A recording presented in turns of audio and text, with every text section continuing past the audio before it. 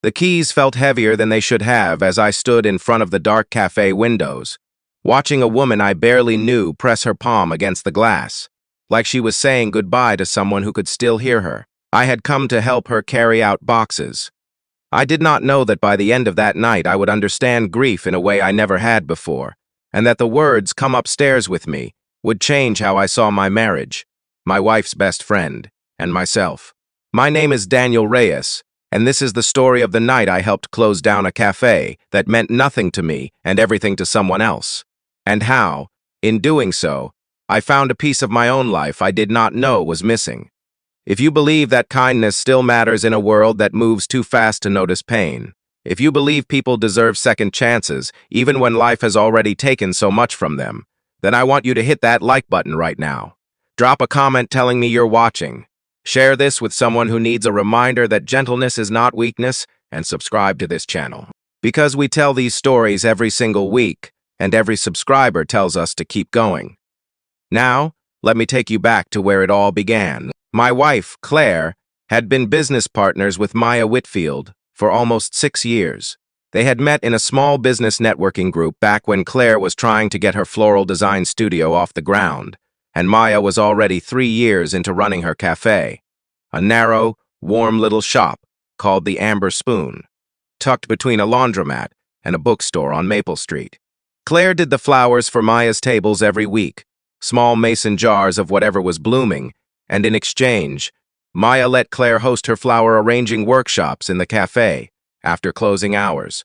It was never a formal partnership on paper until 2 years ago, when Claire invested some money into helping Maya renovate the back patio, and in return she got a small percentage of ownership and a permanent table reserved with her name on a little brass plaque. It was Claire's pride and joy, that plaque. She used to joke that it was the closest she would ever come to having her name on a Michelin star. I knew Maya the way you know your spouse's close friend, through secondhand stories and the occasional dinner, where she brought wine and stayed too late laughing about the strange customers she'd had that week. She was in her late 30s, quiet in a way that made people lean in when she spoke. With dark curly hair she always tied back with the same faded blue ribbon and eyes that seemed to carry something heavier than the conversation in front of her. Claire adored her. She always said Maya had the kind of soul that made a room feel safer just by being in it. So when Claire called me on a Tuesday afternoon in March, her voice cracking in a way I had rarely heard, and told me that Maya was closing the cafe, I felt the news land in my chest like a stone dropped into still water. The cafe had been struggling for over a year.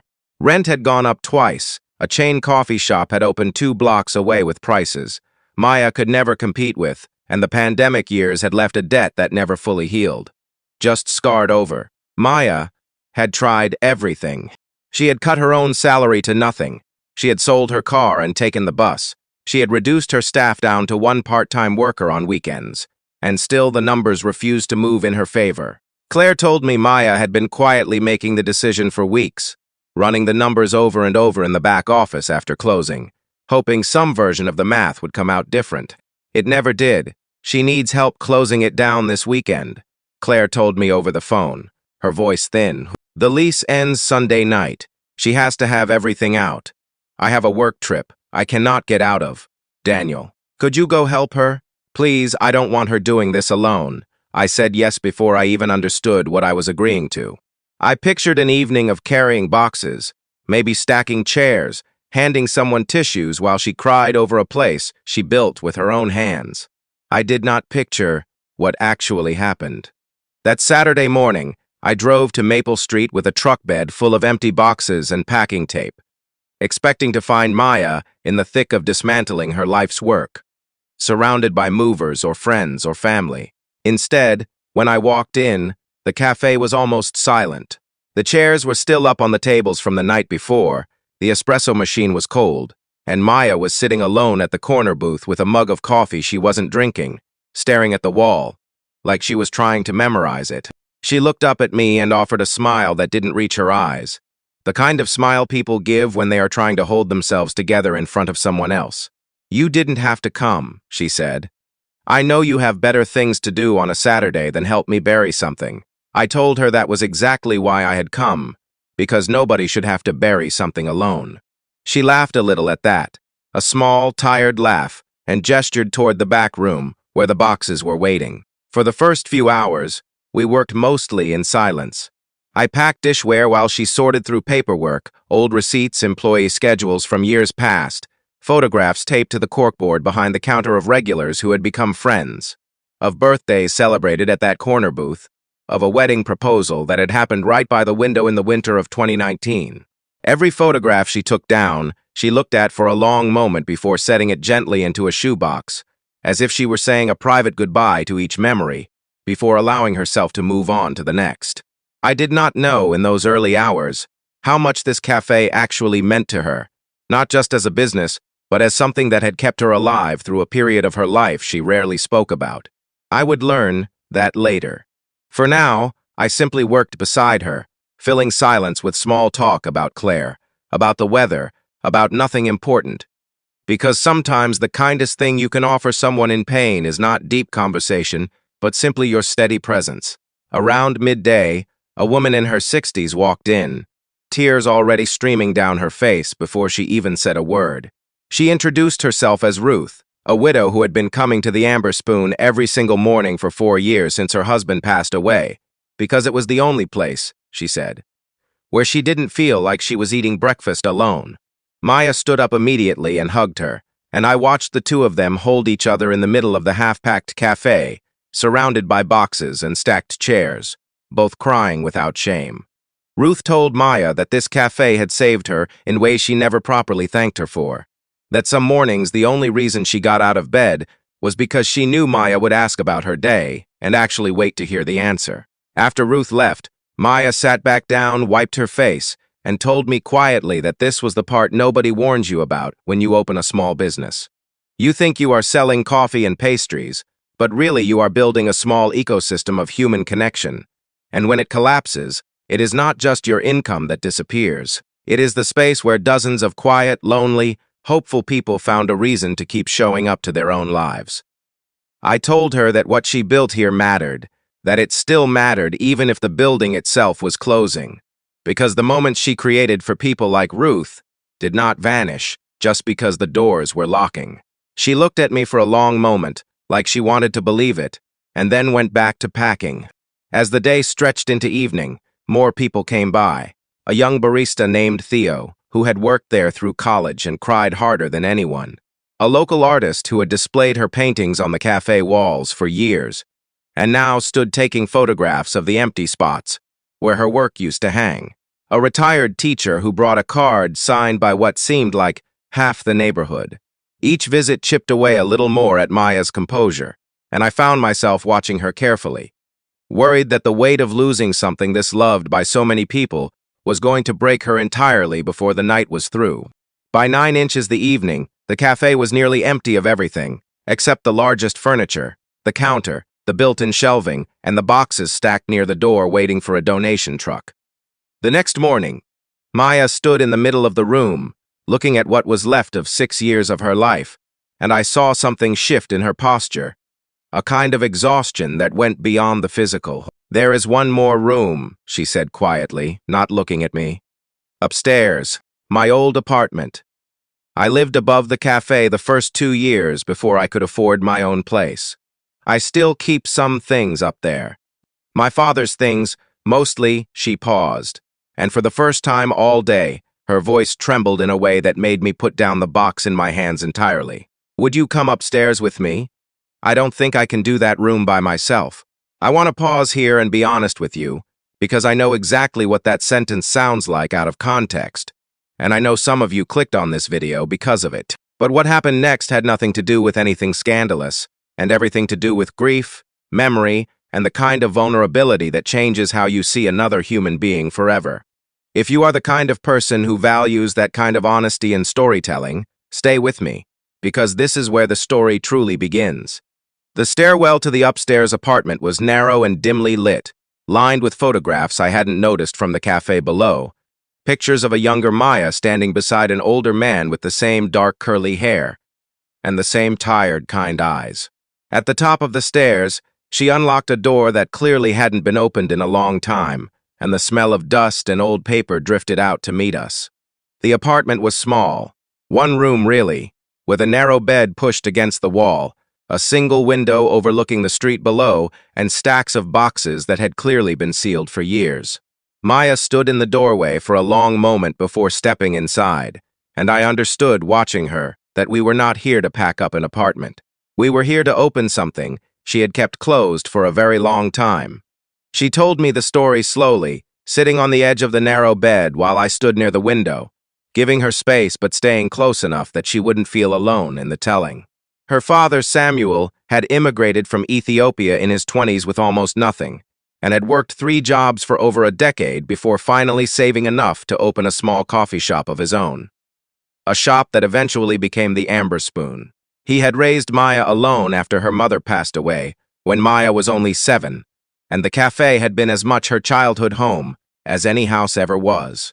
She grew up doing her homework at the corner booth, learning to steam milk before she learned to drive, falling asleep some nights in the back office while her father closed up around her.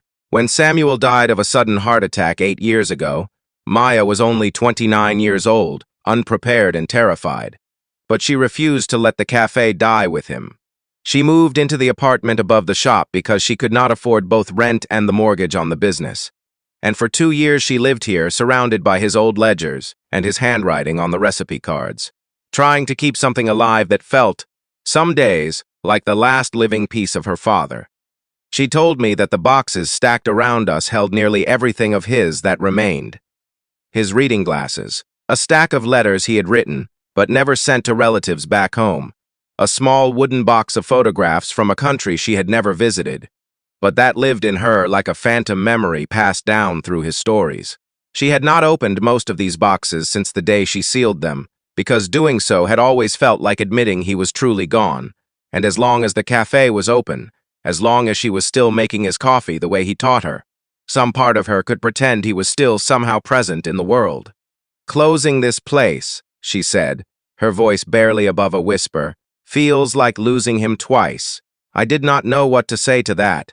There is no correct sentence for a moment, like that one. So instead, I sat down on the floor near her, and I told her that grief does not disappear just because we stop looking at its evidence, that her father was not contained inside a cafe lease, that everything he taught her, every recipe, every kindness she extended to strangers, like Ruth, every gentle patience she showed her staff, was proof that he was still very much alive in the way she moved through the world. I told her that closing the doors of a building was not the same as closing the door on him. She cried then, fully, without holding back, and I simply stayed beside her, letting her grieve in a way she likely had not allowed herself to in years. We spent the next 2 hours slowly going through those boxes together, not packing them for storage or donation, but truly looking at them. She read me 2 of her father's unsent letters, both addressed to a brother back home he had lost touch with over decades of distance and difficult circumstances. She showed me photographs of a country and a childhood that had shaped a man I would never meet, but somehow felt I understood a little better by the end of that night. She laughed for the first time all day at a recipe card in her father's handwriting for a spice blend he refused to write down completely, leaving out one ingredient on purpose so that no competitor could ever fully replicate it. A private joke that made her cover her mouth and shake with something between laughter and tears. It was somewhere around midnight, sitting on the floor of that small apartment surrounded by the physical remains of a man's entire life, that I understood something about my own life that I had not let myself examine closely before. I thought about my own father, still alive, still healthy, living 3 states away, and how many months had passed since I had called him just to talk, not out of obligation, but out of genuine desire to know how he was doing. I thought about how easy it is to assume the people we love will simply always be there, until suddenly a lease runs out, or a heart stops, and you are left standing in an empty room, wondering why you didn't ask more questions while you had the chance. I called my father the very next morning, but that part of the story comes later. That night, Maya made a decision. She decided to keep exactly 1 box, the one containing her father's letters, and a single photograph of the 2 of them standing in front of the cafe on its opening day, and to donate or store nearly everything else.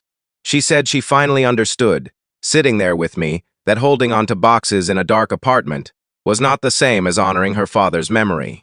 The honoring had already happened, every single day for 8 years, in the way she ran that cafe, in the way she treated Ruth and Theo and every stranger who walked through those doors looking for a warm place to belong. We left the apartment near 2 inches the morning, both of us exhausted in a way that had nothing to do with physical labor. Maya locked the door to the upstairs room behind her for what she said would be the final time. And as we walked back down the narrow staircase, she told me something I have not been able to forget since. She said that she had been so afraid of this weekend, so afraid of doing it alone, that some quiet part of her had almost hoped Claire would send someone who would simply help her carry boxes without asking questions, without making her feel her grief, the way I had made her feel it that night. But she said she was grateful, in the end, that I had stayed instead of simply working in silence, because grief carried alone in silence has a way of hardening into something colder and harder to reach, while grief spoken aloud to another person, even a near stranger, has a way of softening into something you can finally begin to carry. We did not finish the cafe that Saturday night. We agreed to come back Sunday morning to finish the final details before the lease officially ended. That evening, when I got home near 3 inches the morning, Claire was still awake, waiting up despite her early flight the next day, and I told her everything: the boxes, Ruth, the apartment upstairs, her father's letters. Claire cried listening to it, and told me she had known Maya for 6 years, and never once known the full weight of what that cafe represented, until I described that upstairs room to her secondhand. The next morning, before heading back to Maple Street, I called my own father. I do not know exactly what compelled me to finally do it that particular morning, rather than any other, except that after spending a night surrounded by a dead man's unsent letters, I did not want to risk becoming a son who left things unsent. My father sounded surprised to hear from me on a random Sunday morning and a little emotional, in the quiet way men of his generation express emotion, mostly through the length of the pause before he spoke and the slight crack in his voice when he asked how Claire and I were doing. We talked for almost an hour about nothing important and everything important, and before we hung up, I told him I loved him plainly, without the usual joke or deflection I typically hid behind. He said it back immediately, without hesitation, like he had been waiting for the chance. That Sunday at the cafe, Maya seemed different, lighter in a way that surprised me given everything we had gone through together the night before. She told me she had barely slept, but had woken up feeling something close to peace for the first time in over a year. We finished packing the remaining boxes, cleared out the storage room, and by early afternoon, the cafe was completely empty, except for the built-in counter and shelving that belonged to the building itself. Before we locked the doors for the final time, Maya stood in the center of the empty room and asked me to wait a moment. She walked behind where the register used to sit, reached beneath the counter into a space I hadn't noticed, and pulled out a small brass plaque, slightly tarnished, with Claire's name engraved on it, the one from the reserve table that had been her pride and joy for 2 years. She should have this, Maya said, turning it over in her hands. Whatever happens next, wherever I end up, I want her to know this table mattered. She mattered. Her flowers made this place feel alive in a way I could never have managed on my own. I promised to give it to Claire the moment she landed that evening, and I did exactly that. Claire cried, holding it, sitting on our kitchen floor still in her travel clothes, and told me that small brass plaque meant more to her than any actual award she had ever received in her professional life, because it represented 6 years of genuine friendship built inside a place that had given both of them something neither could have built entirely alone. Now, if this story has moved you even a little, if it has made you think about your own parents, your own unsent letters, your own version of an upstairs room full of things you have been avoiding, I want to ask you gently to let this video know it mattered. Comment below with the word that made you feel something tonight, whether it's grief, hope, or love, because I read every single one of your comments, and they remind me why we keep telling these stories. Share this with someone who needs to be reminded to call their father, to visit their mother, to sit with a grieving friend instead of simply working in silence beside them. And before you go, before this story ends, I want you to type the word letters in the comments below. Just that one word. So I know you made it all the way here with us tonight. So I know this story reached exactly who it needed to reach. 6 months have passed since that weekend on Maple Street. Maya did not open another cafe. Not yet. though she talks about it sometimes with a lightness in her voice that wasn't there before. She works now at a small nonprofit that helps first-generation immigrant families access small business grants. Work, she says, feels like an extension of everything her father tried to build, just from a different angle. She still comes to dinner with Claire and me most weeks, and she still brings that same bottle of wine. And she laughs now in a way that reaches her eyes completely. Ruth found a new breakfast spot 2 blocks over, and Maya makes a point of meeting her there every Wednesday morning because she said she refused to let one woman go back to eating alone just because a building closed its doors. Theo finished his degree and sends Maya a photograph every time he passes a coffee shop that reminds him of the amber spoon. A small, quiet way of keeping something alive between them.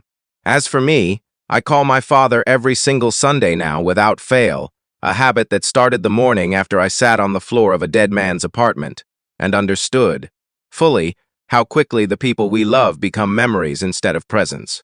I think about Samuel often, a man I never met, whose handwriting I only saw on faded recipe cards, whose voice I only heard through his daughter's careful retelling. I think about how a single night helping someone close down a failing business taught me more about love, grief, and gratitude than years of comfortable, unexamined living ever had. Maya still keeps that single box, the letters and the photograph, on a shelf in her new apartment, in plain sight rather than sealed away in the dark.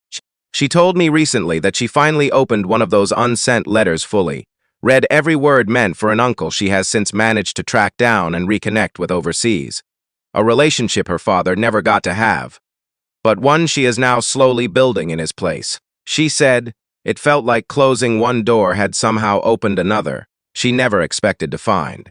If there is one thing I hope you take from this story tonight, it is this: the people around you, your spouse's business partner, your quiet neighbor, your own aging parents, are carrying entire histories you may never fully see unless you are willing to sit beside them in the hardest moments, unless you are willing to go upstairs into the rooms they have been avoiding, unless you are willing to simply stay when staying is the only comfort you have to offer. Kindness rarely looks like grand gestures. Most often, it looks exactly like carrying boxes in silence until someone finally feels safe enough to speak. Thank you for staying with me through this story tonight. If it touched you even a little, if it reminded you of someone you have been meaning to call, please take a moment to like this video, leave a comment sharing what stayed with you, and subscribe to Kindness Corner if you haven't already, because we will be back next week with another story about second chances, quiet courage, and the small acts of love that hold ordinary lives together. Until then, go call the people